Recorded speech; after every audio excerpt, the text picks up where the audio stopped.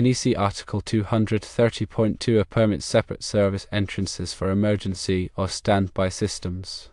However, the NEC does not explicitly state whether the main service entrance must feed the entire building in such cases. It is common practice and considered good design to have the main service entrance feed the entire building except for the emergency or standby system or systems. This ensures that all essential loads in the building are powered by the main service entrance, and that the emergency or standby system is isolated from the building's electrical system during normal operation. If the main service entrance were not to feed the entire building, it would be possible for someone to accidentally connect the emergency or standby system to the building's electrical system during normal operation. This could create a safety hazard by energizing circuits that are not designed for backup power. Having the main service entrance feed the entire building ensures that the essential loads are always powered, even if the emergency or standby system fails. While the NEC does not explicitly require the main service entrance to feed the entire building in cases where there is a separate service entrance for an emergency or standby system, it is considered good practice and common sense to do so. This ensures safety, reliability, and code compliance.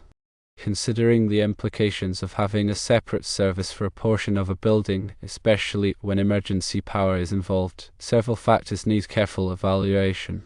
Firstly, the coordination between the normal power source and the emergency power source is paramount. If a portion of the building relies solely on the emergency power service, without any connection to the main service, it introduces a unique set of challenges. One must consider how the transfer of loads between the normal and emergency power sources is managed. Secondly, the National Electrical Code, or NEC, provides guidelines for emergency systems, but it's essential to understand that the code establishes minimum requirements, not optimal design practices. While the code permits separate service entrances for emergency systems, it doesn't explicitly dictate that the main service must supply the entire building. However, from a practical and safety standpoint, it is generally recommended to have the main service provide power to all areas of the building whenever feasible. This approach ensures a more robust and reliable power distribution system. Thirdly, the primary reason for this recommendation is to prevent unintended interactions between the two separate electrical systems. Without proper isolation and interlocking mechanisms, there's a risk of backfeeding or paralleling the emergency power source with the normal power source, which can lead to equipment damage, power outages, and safety hazards. Fourthly, when designing a system with separate service entrances, it is crucial to incorporate appropriate transfer switches and control systems to ensure a seamless and safe transition between the normal and emergency power sources. These transfer switches should be designed to prevent the two sources from being connected simultaneously. Fifthly, another aspect to consider is the coordination of overcurrent protective devices. The selective coordination of breakers and fuses is essential to ensure that a fault on one system does not cascade and affect the other system. This coordination helps to maintain the integrity of both the normal and emergency power systems. Sixthly, the presence of a backup generator further complicates the design and coordination of the electrical system. The generator's capacity and its ability to handle the load requirements of the emergency circuits must be carefully evaluated. The generator should be sized to accommodate the expected load demand during an emergency, and its performance should be regularly tested to ensure its reliability. Seventhly, the location of the backup generator is also a crucial factor. The generator should be installed in a well-ventilated area and protected from the elements. It should also be easily accessible for maintenance and repairs. Eighthly, the NEC provides specific requirements for the installation and wiring of emergency systems, including the use of specific types of wiring methods, overcurrent protection, and grounding. These requirements are designed to ensure the safety and reliability of the emergency power system. Ninthly, the use of a separate service entrance for the emergency circuit, especially when it's supplied by a generator from another facility, requires careful coordination with the utility company. The utility company needs to be informed about the presence of the generator and its potential impact on the grid. They may have specific requirements for the connection of the generator to the utility system. Tenthly, The design and installation of electrical systems with separate service entrances and emergency power sources require the expertise of a qualified electrical engineer and licensed electrician. These professionals can ensure that the system is designed and installed in accordance with the NEC and other applicable codes and standards. 11thly, it is always advisable to consult with the local electrical inspector to obtain their approval for the proposed design and installation. The electrical inspector can provide valuable guidance and ensure that the system meets the local requirements. 12thly, in the context of saving money and meeting schedules, it is essential to consider the long-term costs associated with the electrical system. While it may seem tempting to cut corners during the initial installation, it is important to invest in a robust and reliable system that will minimize the risk of future problems. 13thly, the costs of downtime due to electrical failures can be significant, especially for critical facilities. Investing in a well-designed and properly installed emergency power system can help to mitigate this risk and ensure business continuity. 14thly, the NEC provides specific requirements for the testing and maintenance of emergency power systems. These requirements are designed to ensure that the system is always ready to operate when needed. Regular testing and maintenance can help to identify and correct potential problems before they lead to failures. 15thly, the NEC also addresses the requirements for signage and labeling of electrical equipment. Proper signage and labeling can help to prevent accidental connections or misoperations of the electrical system.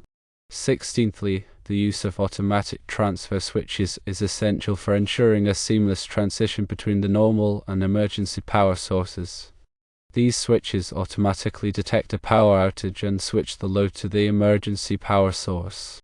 17thly, the NEC requires that automatic transfer switches be tested regularly to ensure their proper operation. These tests should be performed by qualified personnel and documented for future reference. 18thly, the grounding of electrical systems is crucial for safety and reliability. The NEC provides specific requirements for grounding electrical systems, including the use of grounding electrodes, grounding conductors, and bonding techniques. 19thly, the proper grounding of the emergency power system is essential to prevent electrical shocks and ensure the proper operation of protective devices. 20thly, the NEC also addresses the requirements for surge protection. Surge protection devices can help to protect sensitive electronic equipment from damage caused by voltage surges. 21stly, the installation of surge protection devices is particularly important for emergency power systems, as these systems are often used to power critical equipment. 22ndly, the NEC requires that surge protection devices be properly installed and maintained to ensure their effectiveness. 23rdly, the selection of appropriate wiring methods is also crucial for the safety and reliability of electrical systems. The NEC specifies the types of wiring methods that are permitted for different applications. 24thly, the use of appropriate wiring methods for the emergency power system is essential to prevent electrical fires and ensure the proper operation of the system. 25thly, the NEC also addresses the requirements for conductor ampacity. The ampacity of a conductor is the maximum amount of current that it can carry safely. 26thly, the selection of conductors with adequate ampacity is essential to prevent overheating and electrical fires. 27thly, the NEC provides tables that specify the ampacity of different types of conductors. 28thly, the NEC requires that conductors be protected by overcurrent protective devices, such as circuit breakers and fuses. These devices are designed to interrupt the flow of current in the event of an overload or short circuit. 29thly, the proper selection and coordination of overcurrent protective devices is essential to prevent damage to equipment and ensure the safety of personnel. 30thly, the NEC also addresses the requirements for the installation of electrical equipment in hazardous locations. Hazardous locations are areas where there is a risk of fire or explosion due to the presence of flammable gases, vapors, or dusts. 31stly, the installation of electrical equipment in hazardous locations requires special precautions to prevent ignition of the flammable substances. 32ndly, the NEC provides specific requirements for the types of equipment that are permitted in hazardous locations. 33rdly, the NEC also addresses the requirements for energy efficiency. The NEC requires that certain types of equipment meet minimum energy efficiency standards. 34thly, the use of energy-efficient equipment can help to reduce energy consumption and lower operating costs. 35thly, the NEC also addresses the requirements for renewable energy systems, such as solar photovoltaic systems. The NEC provides specific requirements for the installation and wiring of these systems. 36thly, the use of renewable energy systems can help to reduce reliance on fossil fuels and lower carbon emissions. 37thly, the NEC is constantly evolving to keep pace with new technologies and changing safety standards. It is important to stay up to date on the latest version of the NEC to ensure that electrical systems are designed and installed in accordance with the current requirements. 38thly, the NEC is a complex and comprehensive document, and it can be challenging to understand all of the requirements. It is always advisable to consult with a qualified electrical engineer or licensed electrician for assistance with electrical design and installation. 39thly, the use of a separate service entrance for the emergency circuit, especially when it's supplied by a generator from another facility, requires careful coordination with the building's overall electrical system. 40thly, the design must ensure that the emergency system can seamlessly take over the essential loads in the event of a power outage without causing any disruptions or safety hazards. 41stly, this involves careful consideration of the load requirements of the emergency circuits, the capacity of the generator, and the transfer time between the normal and emergency power sources. 42ndly, it is also important to consider the impact of the emergency system on the building's other electrical systems. For example, the starting of a large generator can cause voltage dips that may affect other equipment in the building. 43rdly, the design should include measures to mitigate these voltage dips, such as the use of soft starters or automatic voltage regulators. 44thly, the use of a separate service entrance for the emergency circuit also raises questions about the coordination of protective devices. The protective devices in the emergency system must be coordinated with the protective devices in the normal power system to ensure that a fault on one system does not cascade and affect the other system. 45thly, this coordination requires careful analysis of the fault currents and the time current characteristics of the protective devices. 46thly, it is also important to consider the impact of the emergency system on the building's grounding system. The grounding system must be designed to ensure that fault currents can flow safely back to the source without causing any voltage rises or safety hazards. 47thly, the grounding system should be designed in accordance with the requirements of the NEC, and it should be regularly inspected and tested to ensure its effectiveness. 48thly, the use of a separate service entrance for the emergency circuit also requires careful consideration of the building's fire alarm system. The fire alarm system must be designed to operate properly even during a power outage, and it must be connected to the emergency power system. 49thly, the fire alarm system should be tested regularly to ensure its proper operation, and the results of these tests should be documented for future reference.